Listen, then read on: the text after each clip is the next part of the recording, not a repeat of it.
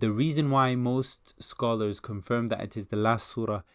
Assalamu alaikum wa rahmatullahi wa barakatuh. Today we're discussing and focusing on Surah An-Nasr, and it is one of the last ayat that was revealed to Prophet Muhammad sallallahu alaihi wasallam. In fact, by most scholars would agree that it is the last surah revealed to Prophet Muhammad sallallahu alaihi wasallam. It is a surah Madaniyah, therefore, and it was the reason why most scholars confirm that it is the last surah. It is the very first word of the surah, which is إِذَا.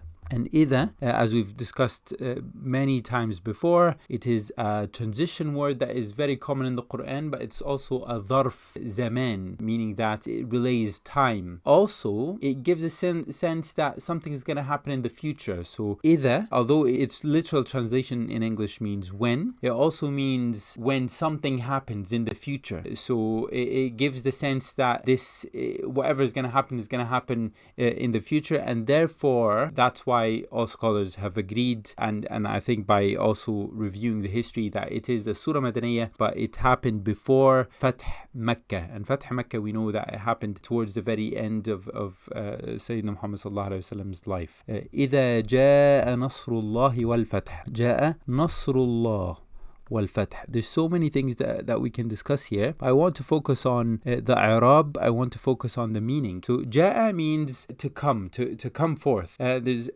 is a very common word in the Quran. Could be ja'a or yaji, is someone bringing something to someone, or yaji'un, they come in a plural form, or ja'u, for example, they did come in its past tense. So this is all again very common in the Quran. We'll find it in many ayat. إِذَا جَاءَ نَصْرُ اللَّهِ وَالْفَتْحِ. Nasru here has a dhamma because it is a fa'il.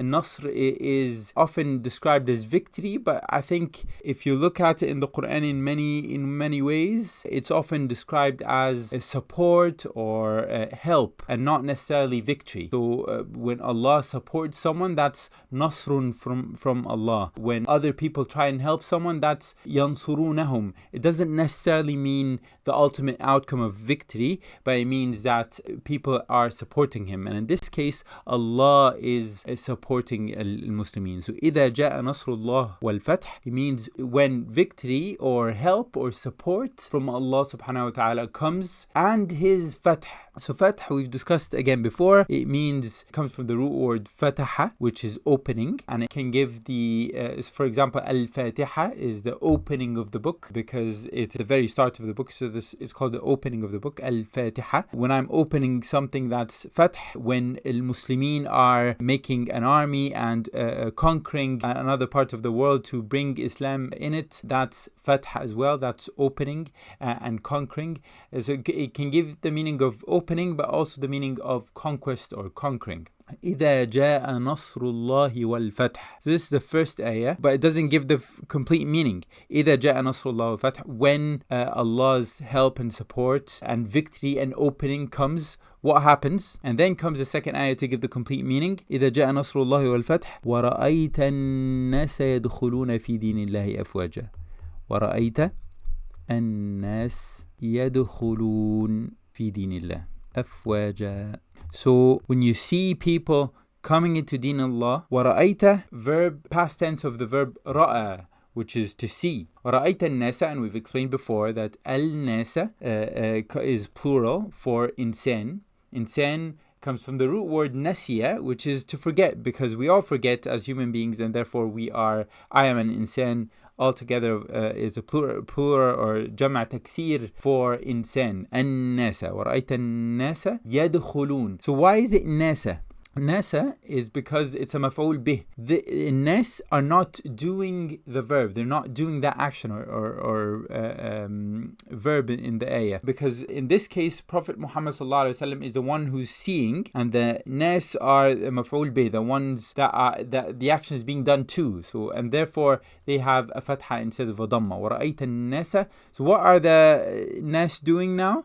They يَدْخُلُونَ فِي دِينِ اللَّهِ. They are entering, and hence the waw and noon. They are, all of them are entering in Deenillah. And the reason why there's a kasra here is because it is fi is in, but it's also a harf jar, and deen is majroor, meaning it will have a kasra underneath the last letter. Dinillah afwaja. They're entering deen. So deen here, it is an indefinite noun, so it doesn't have an alif wal lam, and therefore when we make a kasra, it will just be it on its own. If I would have taken Allah from the sentence or from the ayah, it would have been deenin, because of a tanween. But because Allah came after that, defining deen, it's not any deen, it's deen of Allah, and therefore it becomes a definite a definite noun, and therefore it has one kasra instead of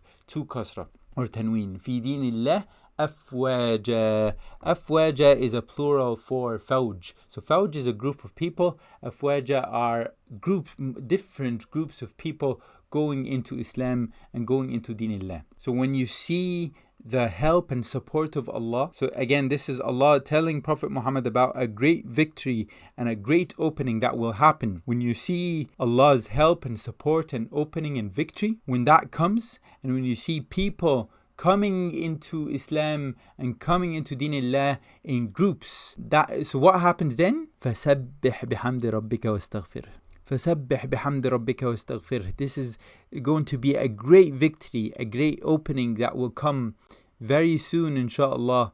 And Allah is telling Prophet Muhammad, when you see this, because it will happen, سَبِّحْ بِاسْمِ رَبِّكَ وَاسْتَغْفِرْهِ. Praise Allah, because He is kamil. He is kamil. He does not have any imperfection, and therefore, when you're praising someone, when you're saying Subhanallah, you're thinking about that Allah is all knowledgeable, all knowing, the most merciful, the most perfect Allah subhanahu wa ta'ala. And therefore, when you see all these groups of people coming into Islam, there's only one thing that you can do, which is tasbih. Sabbih isma rabbika, sabbih bihamdi rabbika, sabbih wahmad rabbika wastaghfir. Not just only praise Allah, but make hamd and istighfar. And the reason why istighfar is very necessary is that you find that after salah we make istighfar, after hajj, Allah subhanahu wa ta'ala tells us that when we're coming down from Jabal Arafat, we need to make istighfar. So istighfar is towards the end of any amal, anything that we do for the sake of Allah, because anything that we do as human beings will have imperfections, and therefore istighfar is necessary to inshallah subhanahu wa ta'ala will remove any imperfections from it, and will give us the reward for the complete amal inshallah in al-akhirah. So when you see the victory, the help, the support of Allah, and you see people coming into Islam, and you will see that, Muhammad sallallahu alayhi wa sallam, when you see that, sabbih bihamdi rabbika wastaghfirh, innahu kana tawwaba. Innahu kana tawwaba. And we've mentioned before, inna means it certainly is. Innahu, the ha here is referring to Allah subhanahu wa ta'ala. Kana here means it was, but in Arabic it's slightly different from the English language, so it means that it was, but it will always be the case. So not just it was. So for example, when Allah subhanahu wa ta'ala here is saying innahu kana tawwaba, He is certainly tawwab, but he was tawwab, but He continues to be tawwab forever and ever. إنه كان توابا. And tawaba here not necessarily means to accept tawbah, but it means that He inspires people to make tawbah. He gives them the tools that they need to make tawbah. They give them the Quran for them to read, understand, and therefore make tawbah. So tawab is slightly different from qabil al-tawbah, or someone who accepts al-tawbah. He also is qabil al-tawbah, alhamdulillah. Walakin in this phrase, Allah subhanahu wa ta'ala is saying that He is tawwab. He gives us the tools and the inspiration to make tawbah for Him to accept it, inshallah. So this was Surah An-Nasr. Tomorrow I think we're gonna do Surah Al-Kafirun, and it will be that towards the end of our course, inshallah. Wassalamu alaikum wa rahmatullahi wa barakatuh.